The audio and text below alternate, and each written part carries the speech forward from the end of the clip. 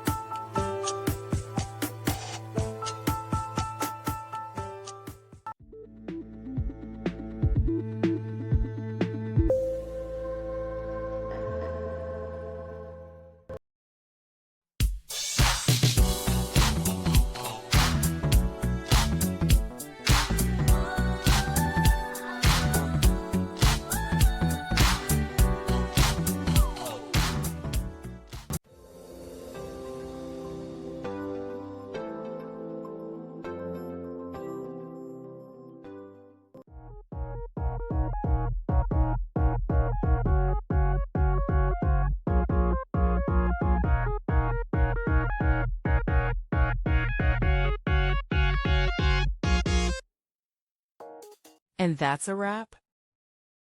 I hope you found the answer you were looking for. If you did, take a second to hit that subscribe button. It really helps out. And let me know in the comments which solution worked best for you. See you next time in the Debug Zone.